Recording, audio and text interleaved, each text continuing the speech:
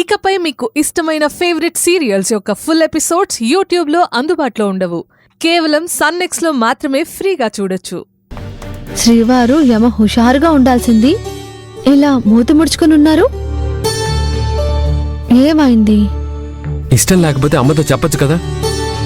ఒప్పుకున్నానుగా, అందుకే వచ్చానుగా. అలా ఏం లేదులే. లేదా? ఒప్పుకొని వచ్చుంటే పాల గ్లాస్ నా చేతికి ఇవ్వకుండా అక్కడెందుకు పెడతావు? అప్పుడే తొందరేంటి? అంటే ఇవాళ కూడా ఏం లేదా? నేనన్నది పాలు తాగడానికి అంత తొందరేంటి అని. అబద్ధం. ఇలాంటి మధురమైన క్షణాల్లో ఎవరైనా అబద్ధం చెప్తారా? అయితే నీకు ఓకే కదా?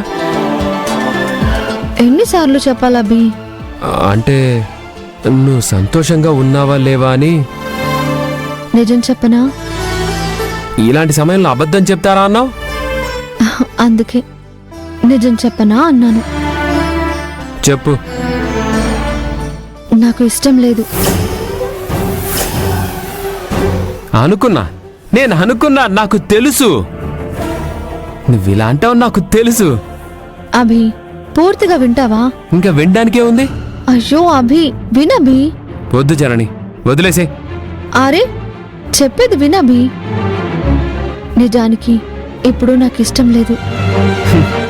నాకు తెలుసు అమ్మకి హోటల్లో ఏం జరగలేదని తెలిసిపోయిందని. ఇప్పుడు కూడా జరగకపోతే అమ్మ ఇంట్లో నుంచి వెళ్ళిపోతుందని బలవంతంగా ఒప్పుకున్నావు. అరే అది అమ్మ ముందు ఒప్పుకొని నమ్మించావు.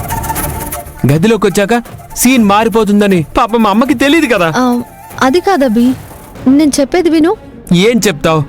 అభి ఇప్పుడు మన మధ్య ఏమీ జరగదు, కానీ రేపు అమ్మ సరస్వతి వదిన అడిగితే అయిపోయిందని చెప్పమంటావు.